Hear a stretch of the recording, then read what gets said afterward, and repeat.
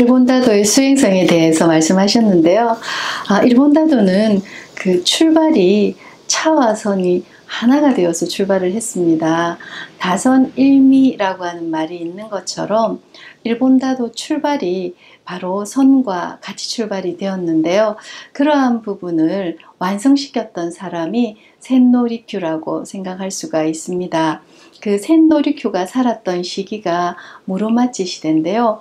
무로마치 말기가 됩니다. 무로마치 말기이면서 그 시기에 센노리큐가 활약했던 그러한 시기에는 오다 노부나가라든가 토요토미 히데요시 이러한 장군들 밑에서 차선생을 했던 사람이 센노리큐인데요. 이 센노리큐뿐만 아니라 센노리큐에게 다도를 지도를 하고 그러한 정신세계를 이어줬던 다케노조, 그리고 다케노조가 이어받았던 무라다 주코의 사상, 이런 것들이 모두 선을 이야기하고 있고요. 이러한 자인들은 모두 대덕사라고 하는 절에서 참선 수행을 했던 분들입니다. 그리고 그 이후에도 사찰을 통하여서 참선 수행을 하면서 차라고 하는 세계를 이끌어 왔던 것이죠. 그래서 이 시기에 그들이 선이라고 하는 측면을 할 수밖에 없었던 것을 제가 생각해 보면 사무라이들의 어떤 마음의 위안을 찾아주었던 것도 어떤 선의 세계가 아닌가라고 생각을 하는데요. 사무라이들이 다회에 참석을 하게 되면 차를 마시게 됩니다. 그러면 거기에 쓰이고 있는 이도다완이라고 하는 완이 있는데요. 그 완은 센노리큐가 또는 토요토미 히데요시가 이도다완을 상당히 선호했다라고 하죠. 그 이후에 이도다완은 많은 장군들에게 굉장히 선호되어졌던 어떤 그 도구의 하나였었습니다. 그런데 이도다완의 예를 하나 들어본다면 그때 당시에 사무라이들은 이 문을 나가면 바로 전쟁과도 같은 시대였을 겁니다. 매일 전쟁이 일어나고 매일 성을 함락하고 함락당하고 하는 이러한 시기였기 때문에 늘 마음속엔 갈등으로 휩싸여 있지 않았을까 생각을 합니다. 그런데 다실에 들어올 때 모든 칼이라든가 갑옷을 무장 해제하고 그리고 작은 문을 통하여서 다실에 들어와서 조용히 앉아서 차를 한잔 하게 되죠.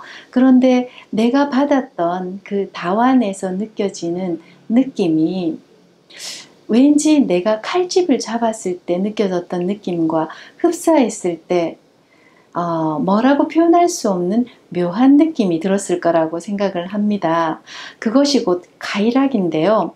그 카이락이라고 하는 것은 일본 사무라이들이 칼집을 잡았을 때 그 칼집에, 그러니까 손잡이 부분에 그 감아두었던 그러한 가죽이 바로 바다 표범 껍질이라고 하네요.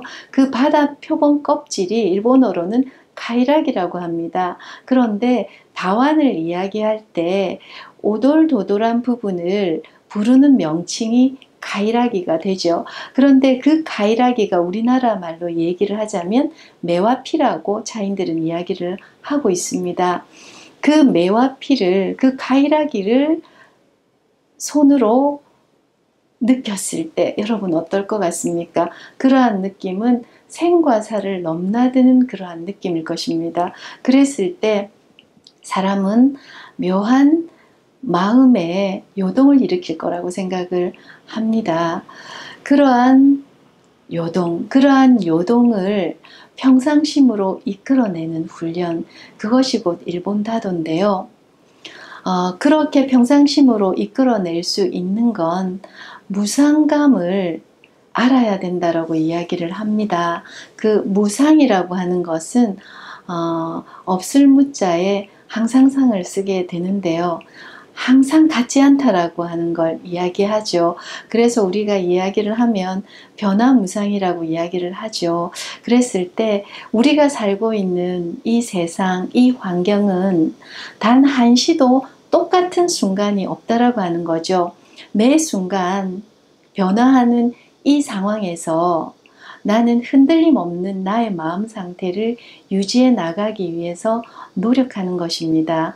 그랬을 때 어떠한 환경에 처하더라도 어떠한 느낌이 느껴지더라도 그 느낌, 그 환경을 나의 강한 정신력으로 극복해낼 수 있는 그러한 훈련, 그런 것들도 일본 다도를 통하여서 게이코를 통하여서 극복을 해내는 것이었다라고 이야기를 할 수가 있겠습니다.